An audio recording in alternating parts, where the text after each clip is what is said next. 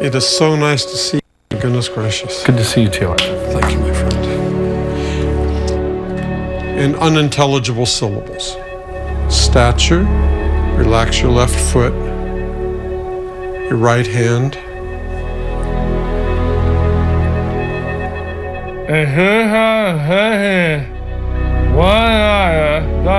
Louder. Louder. Louder. Great. The bottom line is, when I was a kid, when I was younger, I stuttered. Not a little bit, but a lot. Where it was uncomfortable for myself, it was uncomfortable for everyone in the room. Wide open, I was, we talked about it, and we went to figure out how come we weren't winning. I look back on some of those interviews now, just horrendous. Like, it's embarrassing to watch that. In 2013, one rider dominated both motocross and supercross. His name is Ryan Villopoto. From NFL Commissioner Roger Goodell to the host of NFL Game Day to high-profile athletes, actors, and actresses, author Samuel Joseph has been training clients to improve their vocal power for over 40 years. In 5, the same sentence. 3, eyes tell the story. 2, the mastery is in the subtlety. Over the years that he was at the top of his sport, he kept refining week to week, year to year, race to race, his craft. I simply apply the same principles. It's not what somebody thinks about us. It's what we claim for ourselves to be true. This is earlier today. Wilson just gets into the back of him as Tedder was going a double single. Both riders go down. He convinced me to think about what sort of work ethic, what was the process when you were a racer.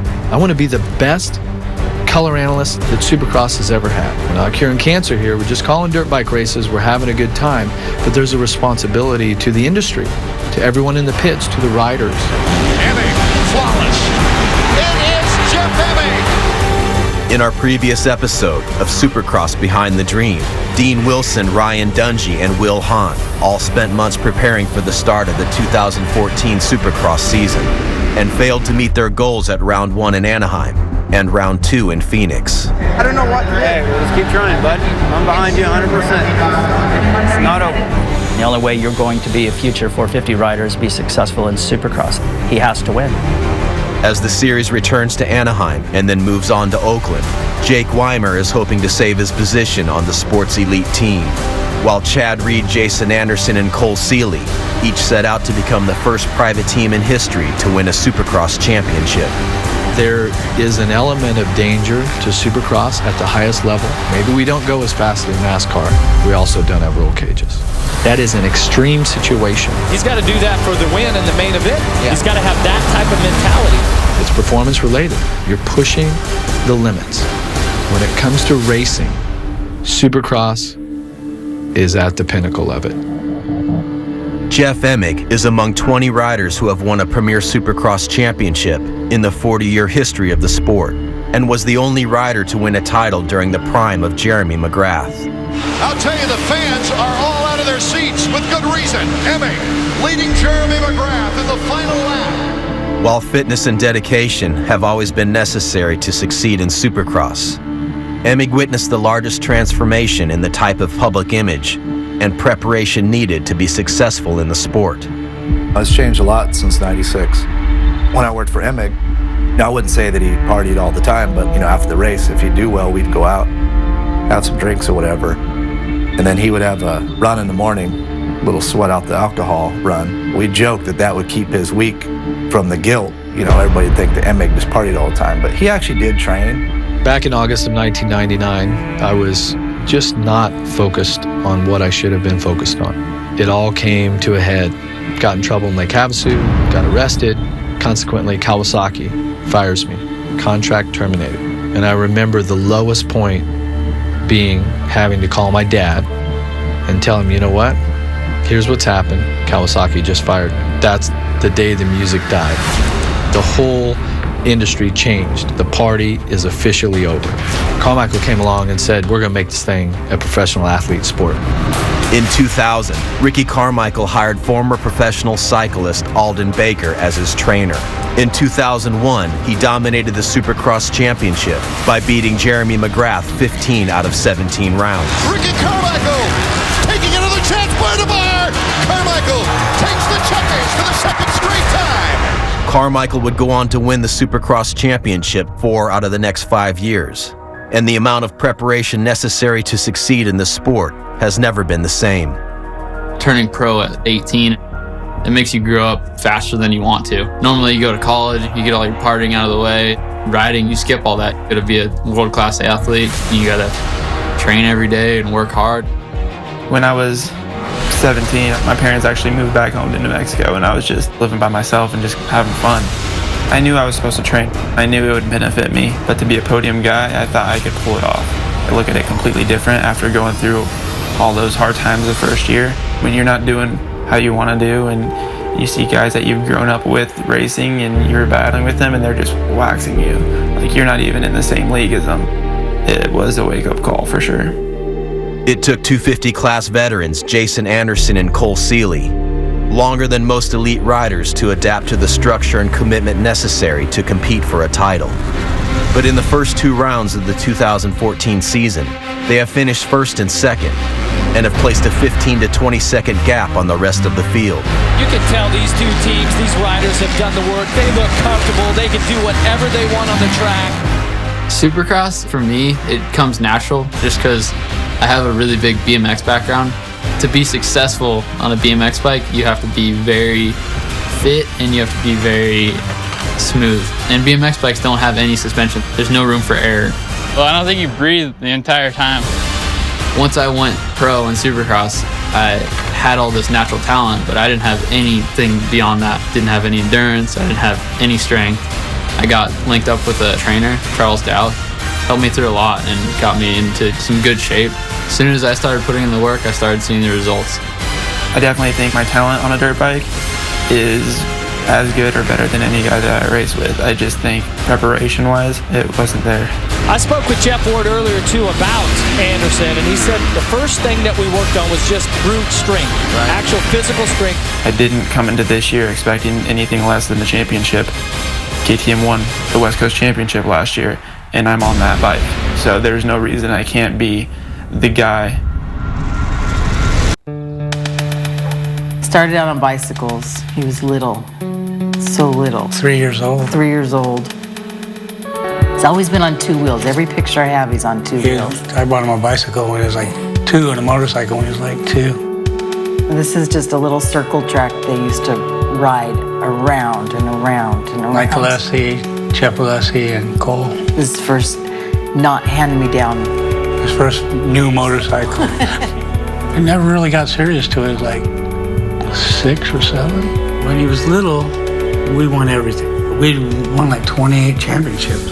And then when he got to the 80s and stuff, he wasn't as aggressive. He kind of stepped back. And we'd already had help from Suzuki, and they're asking me, Jeff, why isn't he winning? So you kind of get put in a spot where you put pressure on him once they get good. I quit putting pressure for a little while, and then he quit doing well. I was always pretty aware of the situation I was in. We're going on these long road trips, we're spending money on hotels, gas, entries, everything. Pay the mortgage or go racing. My mom would basically work her butt off. My dad would work his butt off just to get him to the races on the East Coast, and just felt it was easier for me to do something that wasn't as expensive. We didn't want him to feel that way, but it was tough. The last time we went to Loretta Lynn's, it was $1,800 in gas. I mean, just gas, Phil.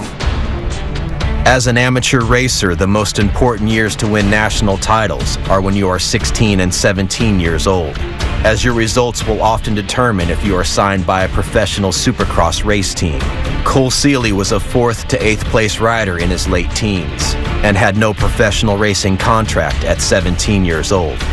I didn't like seeing my parents, put all the money into it and it's coming out of their pocket. When I turned 17, I actually quit.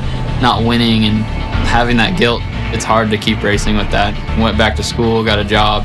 Probably about 6 months later, one of my best friends, Lance Corey, he pulled me out and was like, dude, you got too much talent. You can't waste this. He brought me along with some free riding stuff and went on some filming trips. Took me out when I was in my darker days, I guess. Made it fun for me again. Reamped myself for racing. I wanted to race again, but I wanted to do it for me this time. Here comes Seeley trying to work that inside, cuts across the track. We've got a new leader.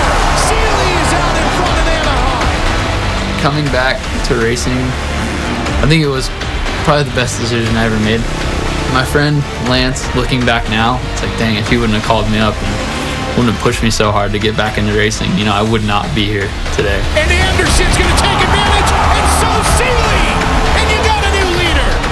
Cole actually sat me down and said, Dad, I'm thinking about doing this again, but if we do it again, I want you to be, this is for me. And I promised him, and I don't say a word. Now in his 6th year as a pro, Seeley is 6 points out of the 250 Supercross Championship points lead after 2 races.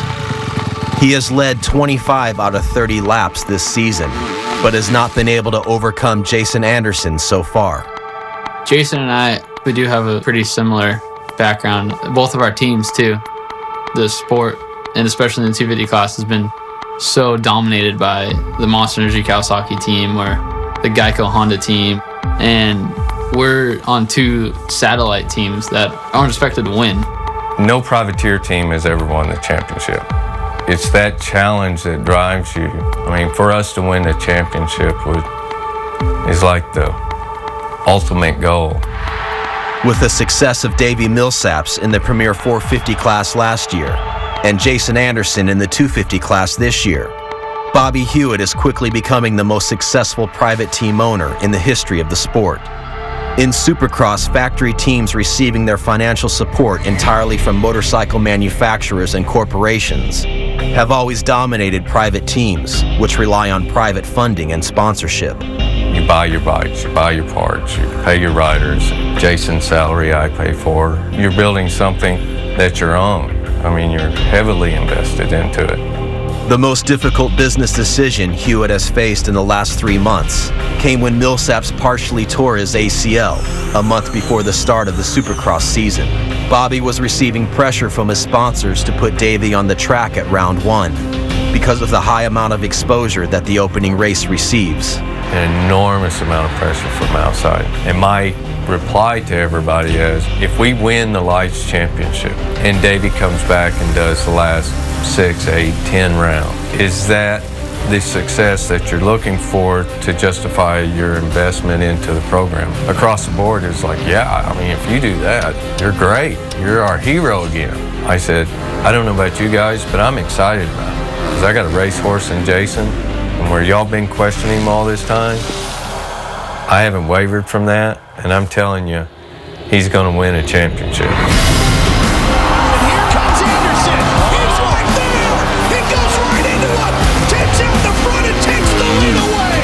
Seeley tries to respond, and the win goes to Anderson. Jason, this is his 4th year.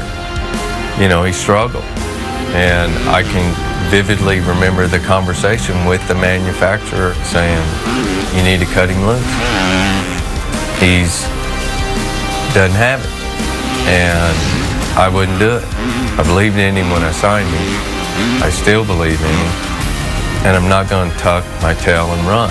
Mistake by Seeley. Here comes Anderson. And Anderson is going to yank the rug out from underneath Seeley 2 weeks in a row. At the first 2 rounds of the 2014 season, Anderson has won both races by making a pass on Cole Seeley in the final lap. Everybody's asking him these questions. On track walk at Phoenix, it was what happened on the last lap. I don't know if Seeley trains harder or not as hard as me, but whatever gets him ready to battle with me for 15 laps, he's doing it. If I'm close to him, I'm going to do whatever it takes to pass him. I've had game plans in past years and never seemed to work. Trying to look at the big picture, trying to be consistent, all this stuff. But my plan now is show up at the race and do what I'm there to do, and that's win. After these first races, I do feel like everybody expects it to come down to him and Jason. It's a lot of pressure to lead that many laps and not win.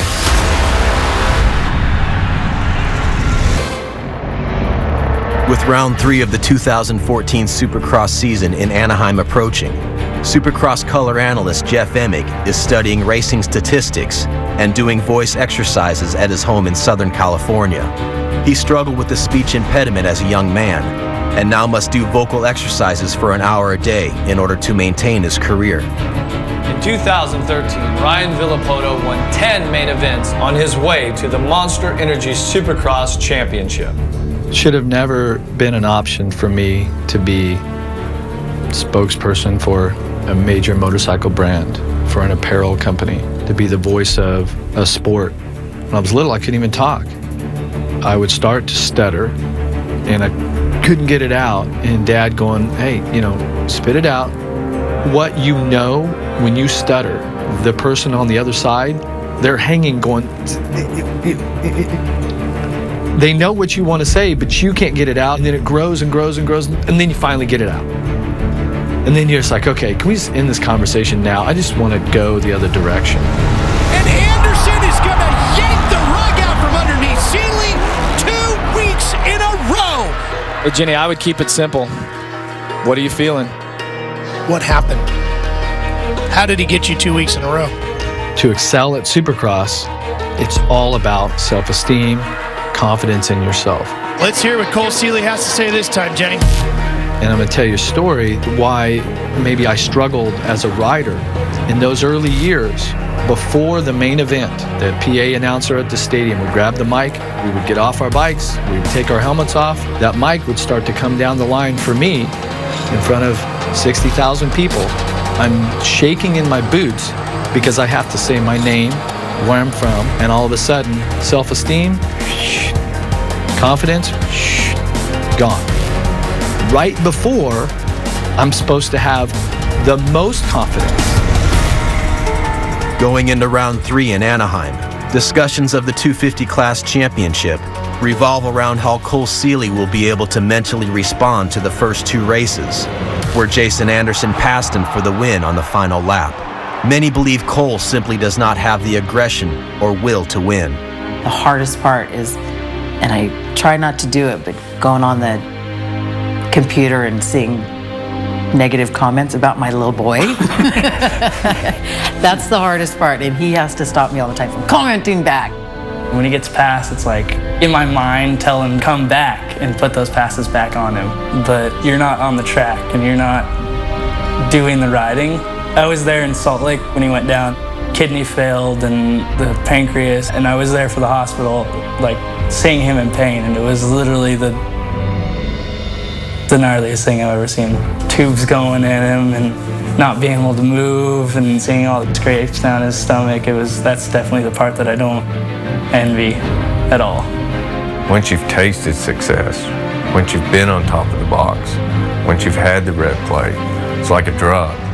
You want more and more of it. Jason rides for no other reason than his passion to ride motorcycles and to be successful on them and to win a championship. If the championship paid $100, he'd fight just as hard. That's rare. Here we go, the first main event of the night, 250s. Seeley with the whole shot, one rider down. Anderson gets pushed wide and shuffled back to about 7th. And Seeley out front. This may be just the type of start that Seeley needs. Anderson pushing hard. Is he going to go to the inside here? Oh, yes. And he makes it very clean. Yeah, look at where his eyes are focused, looking ahead. Anderson, second place is his. Anderson started the race in 8th and worked his way up to 2nd by lap 12 of 15. But Seeley's pace out front left him with a comfortable lead by the end of the race. He's done it. Seeley puts it all together. And finally, the checkered flag is his. It was a relief going into it leading 25 of 30 laps. I knew I could win. Just to finally cross the finish line first was awesome. I see myself being exactly how my parents were. They put a lot of their work into what Cole wanted to do. They took a chance and put everything they had into it, and it paid off in the end. Jason Anderson with the second place finish tonight. I'll take that all day long. Well, as long as we're on the box, that's good. That wasn't bad. I gained valuable points, and I'm still in the points lead. So. Why? Jumping on the red cross. No, he did not, because I watched him all the way through it. He rolled the whole thing. You have to come with me. You leave your backpack there. I thought it was after you go past the red cross flag, you could then carry on with your race. I didn't see the incident right there because I was going over. The rule book is very clear in this situation. Yeah, but Jason does have a point that the red cross flag, there is no other flags after that. I'm not buying that one, not even a little bit. A red cross flag indicates that medical personnel are nearby attending to an injured rider, and racers are required to keep their wheels on the ground for safety purposes. Anderson was penalized 2 positions and consequently lost the championship points lead for jumping a section with a red cross flag. I get it. We're a point behind. We lose the red plate. We get fined 20 grand. I had this talk with Jason. I said, you can look at this one of 2 ways. Either I've lost the red plate, I got dogged and sink into a hole, because this sport is very, very mental. Or you can accept the challenge and define your legacy as, look, you can knock me down, but I'm going to get back up. And not only am I going to get back up, I'm going to knock all of you down. Coming up next, Chad Reed finished 5th in the Premier 450 class championship last year, only making it to the podium 2 out of 17 rounds. But at 31 years old, he's wagered millions on the belief that he can still win. Him and his wife, they really came from nothing. He chased a dream, and I think the guy bets on himself.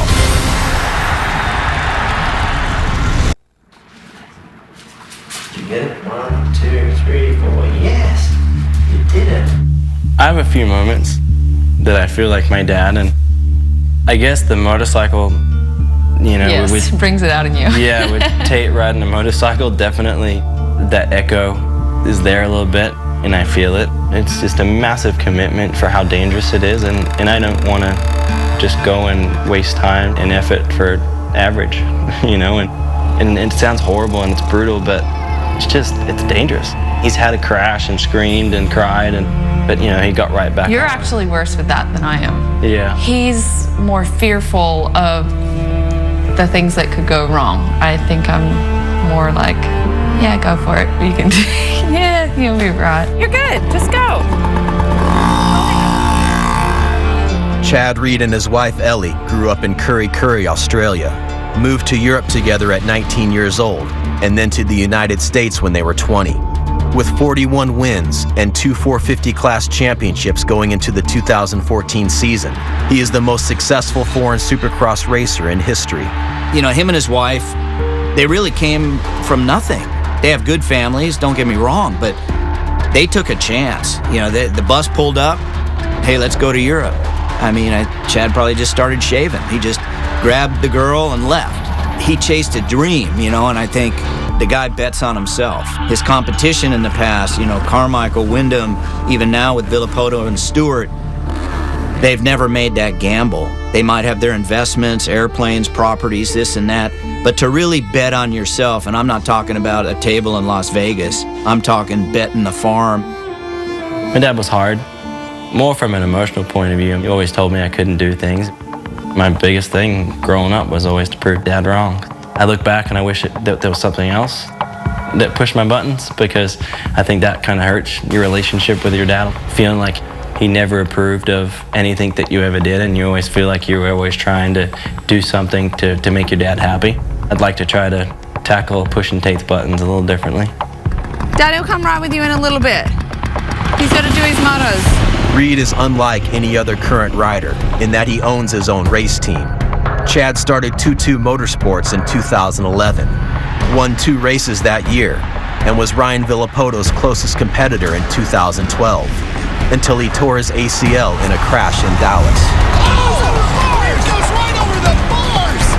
The injury would require surgery and remain a problem for the following year. His knee really put him back. When he'd ride, his knee would be sore, and then he'd think, what, if I take a little time off, it's just like a day or 2 away from being perfect, but then it's time to go riding again, and then it'd be sore again, just constantly the same thing. Chad Reed's right there! Oh! He's down into Brayton! Oh! Reed goes down. He loses the front end. I was never fit, never in shape, never healthy. Certainly, I didn't love my bike, enjoyed riding the previous model better, and I just felt that we were very restricted.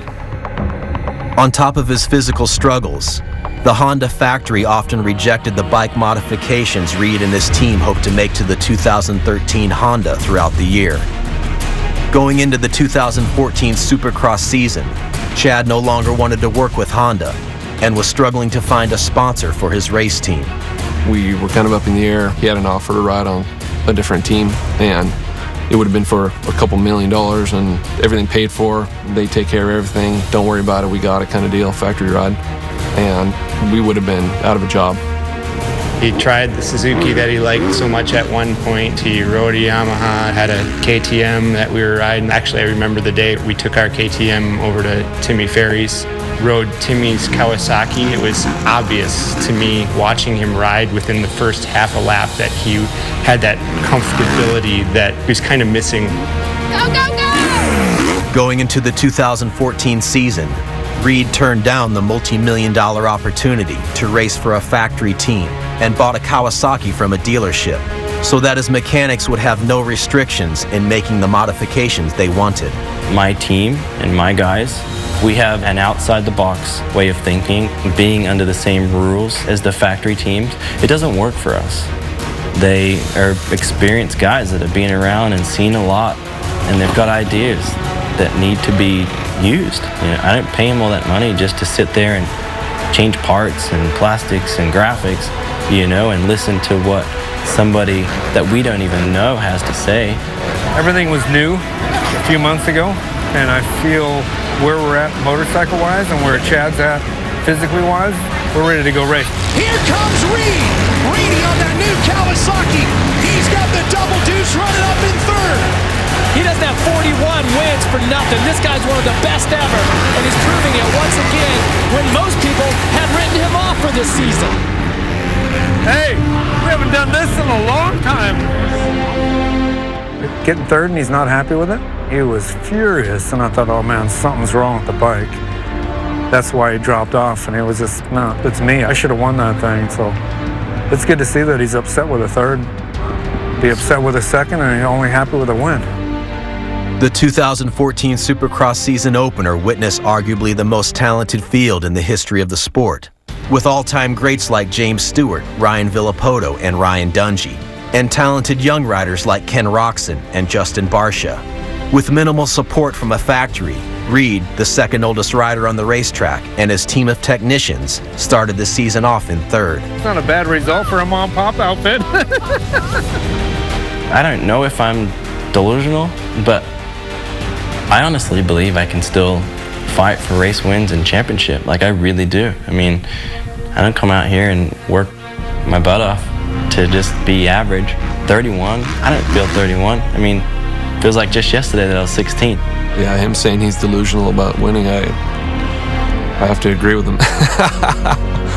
You know, like after a year we had last year, and he's never had a huge injury like he had on his knee before, and being 31 years old, going on 32, it just doesn't happen like that.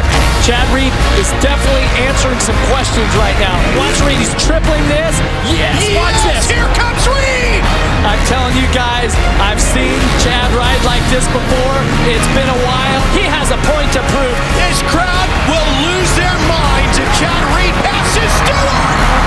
The Aussie is number one. Unbelievable. He has passed the best riders in the world to take control of this main event. When you win on a factory bike at a factory level, instantly you get paid a big bonus. On our team, there is no factory. How well he's done in these last few races, he's probably gotten paid peanuts compared to any one of the other guys that have won a race. So it's passion for him. Right now, he's not concerned about that. See where you've been and what you've done and how much you made in some teams over the years, and here I am paying for bikes and parts, and honestly couldn't be happier. Chad Reed achieved his 42nd career win at Round 3 in Anaheim, pushing the 31-year-old to third place in the championship points race. As the series moves to round 4 in Oakland, continuing his success is the only way to ensure that his company lives on. 51-0. Cheer him on. Here he comes. The guy's been so successful and made tons of money, but a lot of people don't understand how much money it takes to run a program like this. If he doesn't do well, it's going to get more and more difficult to get money for the team, and that could shut the doors on the team in itself. Jake Weimer is entering the second year of his current 2-year contract with Factory Kawasaki. Last year, Weimer missed a race due to pneumonia, missed 2 more races with broken ribs, did not finish on the podium in a single main event, and finished 11th in the Supercross series. In 2014, if I have a similar year to the year I had in 2013, there's no way that I'll keep my current ride. It won't happen. I have to do better. The disappointment of 2013 was emphasized by the fact that Jake had arguably the best program in the industry. He was preparing under the guidance of Alden Baker, the sport's most respected trainer. He was riding the same bike and working with the same team that Ryan Villopoto has used to win the last 3 Supercross championships. And he was training daily on Villopoto's tracks with Ryan in Florida. I fought myself about that for a year and a half. I have the best trainer, I have the best program, I have the best tracks, but sometimes it just doesn't matter. Without confidence and having that tight support group, the rest of it's useless. Jake was a second quicker than you. Well, don't go just blowing my confidence now, because he always is faster than me. I was just absolutely pathetic. So I'm probably not qualified. I got into this whole thing because I love dirt bikes and I love riding them. And as soon as it becomes every day's a grind, your results suck and nothing's happening, you get to a point where it's not fun at all. You don't want to ride. You don't even want to be at the races. That's not going to work. Like for me, the way 2013 went middle of the season, I mean, I was just thinking, maybe I just don't have what it takes anymore. As a racer, you want to feel superior to your competition. Doing the same thing week in and week out with somebody that has been winning championships, that can be a hard thing. Because yeah, you are always striving to go that pace, to go that speed. But if you're off a little bit, day in and day out, and then on the weekend, and then the next week, it can become mentally challenging, just getting beat by the same guy all the time. In 2010, Weimer won the West Coast 250 Supercross Championship while living in California and working with trainer Randy Lawrence. 3 months before the 2014 Supercross season, Jake left Alden's program, moved to California, and rehired Lawrence. When Jake came to me and said, look, I need to make a change, I have to respect that. I mean, as much as it hurts that I'm like, wow, I'm gonna lose a guy that I've invested time in, that I feel that can do it, and we're not quite there, but we're working. And you go to the track the next week and he's got another guy helping him, and yeah, I mean, that's for sure a tough deal. While preparing for a race on the West Coast, Villopoto will stay at his house in California. And because Ryan and Jake are on the same team, Alden, Ryan, Jake, and Randy will often be training alongside each other at the Kawasaki test track in Corona, California. I take very seriously my responsibility when somebody comes to me to help them with their career. And yeah, Alden, he's definitely made a great name for himself in our industry and in our sport. Of course, you feel the pressure. If we do the work and set these small goals and start reaching them, then we're definitely going to have some success. I had to make changes, get myself surrounded with people that are going to force me to get back to how I used to be. It's my most important year as far as where the rest of my career goes. The support that I get and money, sponsors, I mean, this is a big one. As far as Jake's future at Cowie, it's do or die for him. He really has to step up this year or he will be replaced. And that's just the nature of this business.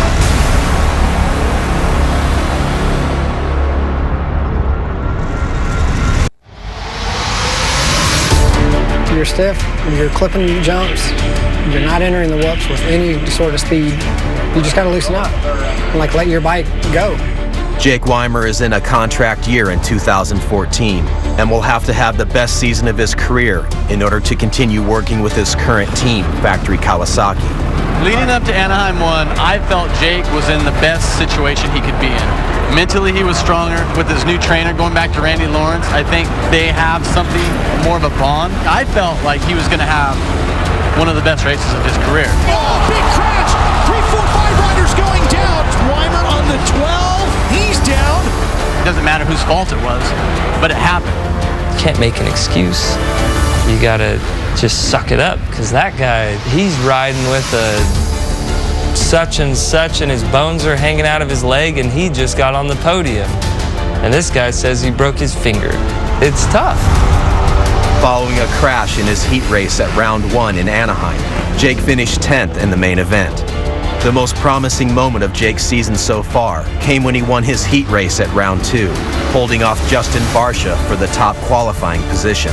Weimer with a huge boost and a shot of momentum for him. Started off a little rough last weekend, so, looking to try and turn things around. We got a lot of racing to go. Jake's results in the main event at Phoenix would not reflect the speed he showed earlier in the day.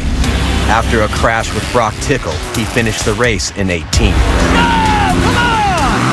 It's either pass or be passed, and Jake has a tendency to follow, and it cost him. 18th is not very good. Going into round 4 in Oakland, Weimer is far off his goal, sitting in 11th in the championship point standings.